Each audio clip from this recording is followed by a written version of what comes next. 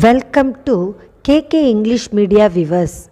இந்த சேனலில் நம்ம கிராமர் செக்ஷன் பார்க்க போகிறோம். இலக்கணம் நான் முன்னவே இன்ட்ரொடக்ஷன் வீடியோவில் சொல்லியிருக்கேன்.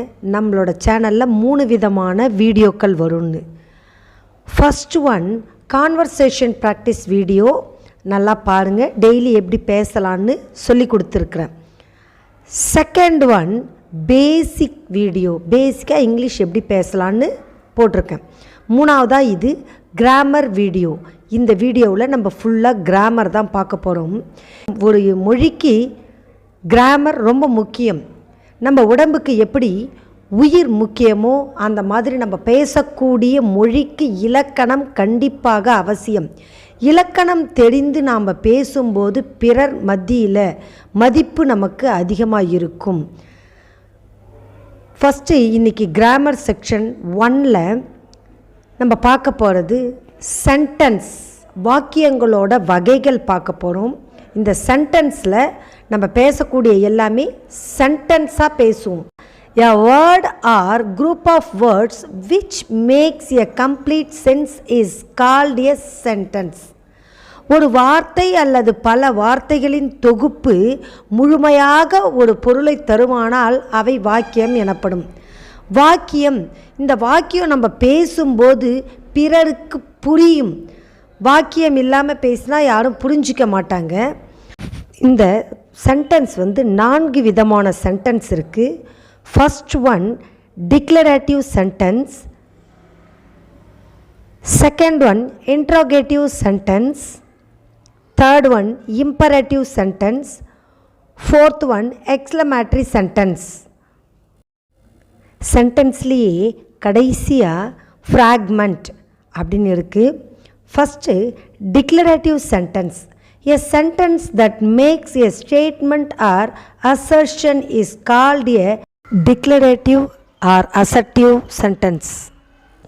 ஒரு செய்தி அல்லது அறிவிப்பினை கூறும் வாக்கியம் உடன்பாட்டு வாக்கியம். டிக்ளரேட்டிவ் சென்டென்ஸ்க்கு உடன்பாட்டு வாக்கியம்னு சொல்லலாம். ஏதோ ஒரு விஷயம் சொல்லும்போது நம்ம அதுக்கு அந்த வாக்கியத்தை நம்ம ஏற்றுக்குவோம். Example, the sun rises in the east, சூரியன் கிழக்கே உதிக்கிறது. Madurai is a temple city, Madurai கோவில் நகரம். இந்த மாதிரி சொல்லும்போது ஒரு வாக்கியத்தை நாம் ஏற்றுக்கொள்ளக்கூடியது டிக்ளரேட்டிவ் ஆர் உடன்பாட்டு வாக்கியம் சொல்கிறோம். செகண்டாக இருக்கிறது இன்ட்ரோகேட்டிவ் சென்டென்ஸ், அதாவது ஒரு வாக்கியத்தில் கேள்விகளை கேட்பது. A sentence that asks a questions is called an interrogative sentence. வாக்கியங்களில் கேள்வி கேட்கும்பொழுது வரும். ஒரு கேள்வியினை கேட்கும் வாக்கியம் கேள்வி வாக்கியம். எக்ஸாம்பிளுக்கு, வாட் இஸ் யுவர் நேம் அப்படின்னு கேட்குறோம். உங்கள் பேர் என்ன? ஹூ ஆர் யூ, நீங்கள் யார்? இது மாதிரி சென்டென்ஸில் கேள்விகளாக கேட்கும்போது அது interrogative sentence. Third one imperative sentence. A sentence that expresses a command, a request, an entreaty or suggestion is called an imperative sentence. ஒரு வாக்கியம் கட்டளை, விண்ணப்பம், விருப்பம் போன்றவற்றை வெளிப்படுத்தும் வாக்கியம் கட்டளை வாக்கியம். நம்ம பேசக்கூடிய வாக்கியங்களில் கோ தேர், அங்கே போ அப்படின்னு கமாண்டாக சொல்லுவோம். ப்ளீஸ் ஹெல்ப் மீ ரெக்வஸ்டாக கேட்போம். You consult a better doctor for your health, உன்னுடைய உடல் நலத்தை ஒரு நல்ல டாக்டர்கிட்ட காட்டு அப்படின்னு சொல்லுவோம். இது சஜஷன். இந்த மாதிரி வார்த்தைகளில் கமாண்ட், ரெக்வஸ்ட், சஜஷன் பேசும்போது அது imperative sentence. Fourth one exclamatory sentence. A sentence that expresses sudden feelings or strong emotion is called an exclamatory sentence. ஒரு வாக்கியம் உடனடியான வலுவான உணர்வினை வெளிப்படுத்தும் வாக்கியம் உணர்ச்சி வாக்கியம். உதாரணமாக ஒரு பூவை பார்க்குறோம். What a beautiful, what a great success, what a beautiful, wow very tasty. ஒரு ஸ்வீட் சாப்பிடும்போது வெரி டேஸ்டி சொல்கிறோம். ஒரு வெற்றி அடையும் போது வாட் எ கிரேட் சக்ஸஸ், உடனே நம்மளோட உணர்வுகளை உடனே வெளிப்படுத்தும் வாக்கியங்கள். கடைசியாக ஃப்ராக்மெண்ட்டுன்னு சொல்லியிருந்தேன். Very often in conversation we do not say full sentences.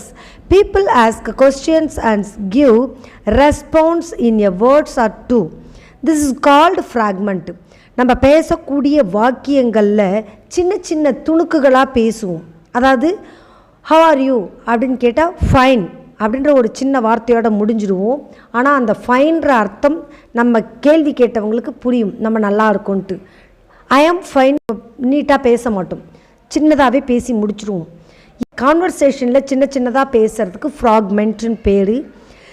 இன்றைக்கி கிராமர் பார்ட்டில் சென்டென்ஸ் பார்த்துருக்கோம். 4 type of sentence: declarative, interrogative, imperative, exclamatory, ஃபைனலாக ஃப்ராக்மெண்ட்டும் பார்த்துருக்கோம். இதை நல்லா ப்ராக்டிஸ் பண்ணுங்கள். இந்த வீடியோ பிடிச்சிருந்தா லைக் பண்ணுங்கள், ஷேர் பண்ணுங்கள் உங்கள் ஃப்ரெண்ட்ஸுக்கும், சப்ஸ்கிரைப் பண்ணுங்கள் சேனலை.